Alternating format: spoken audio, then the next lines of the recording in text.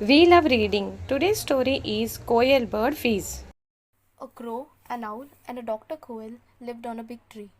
One day a boy threw some clay balls at the tree while playing. One ball hit the owl hard and hid in his feathers. It gave him much pain. The crow took the owl to Dr. Quail for treatment. Quail wanted fee for his treatment. The crow assured that the owl would pay fee.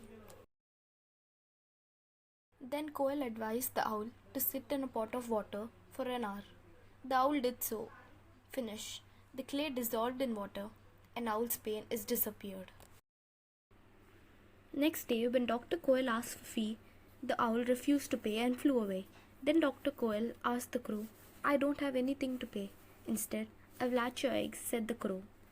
Since then, crow hatches quail's eggs and owl never comes out during day. ఒక పెద్ద చెట్టు మీద కాకి, గుడ్లగూబ, doctor కోయిల నివసిస్తున్నాయి. ఒకరోజు ఓ పిల్లాడు ఆటలాడుతూ చెట్టు మీదకి మట్టి బెడ్డలు విసిరాడు. వాటిలో ఒక చిన్న మట్టి బెడ్డ గుడ్లగూబకి గట్టిగా తగిలి దాని రెక్కల్లో ఇరుక్కుపోయింది. దానికి చెప్పలేనంత నొప్పి కలిగింది. గుడ్లగూబ బాధ చూడలేక కాకి దానిని డాక్టర్ కోయిల దగ్గరికి తీసుకెళ్ళింది. చికిత్స చేద్దాం, మరి నా ఫీజు సంగతి అని అడిగింది కోయిల. నీ ఫీజు గుడ్లగూబ ఇచ్చేస్తుంది, నాది పూచి అంది కాకి. డాక్టర్ కోయిల వైద్యం చెప్పింది. ఓ కుండలో నీళ్లు పోసుకొని అందులో ఓ గంట సేపు కూర్చో, నీ బాధ తగ్గిపోతుంది అని చెప్పింది కోయిల. గుడ్లగూబ అలాగే చేసింది. అంతే, ఆ మట్టి బెడ్డ కరిగిపోయింది. గుడ్లగూబ బాధ పోయింది.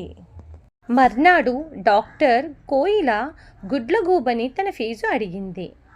నువ్వేమీ మందివ్వలేదే, ఫీజు ఎందుకు ఇవ్వాలి అంటూ గుడ్లగూబ ఎగిరిపోయింది.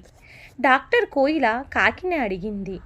నీకివ్వడానికి నా దగ్గర ఏమీ లేదు, బదులుగా నీ గుడ్లు పొదుగుతాను అంది కాకి.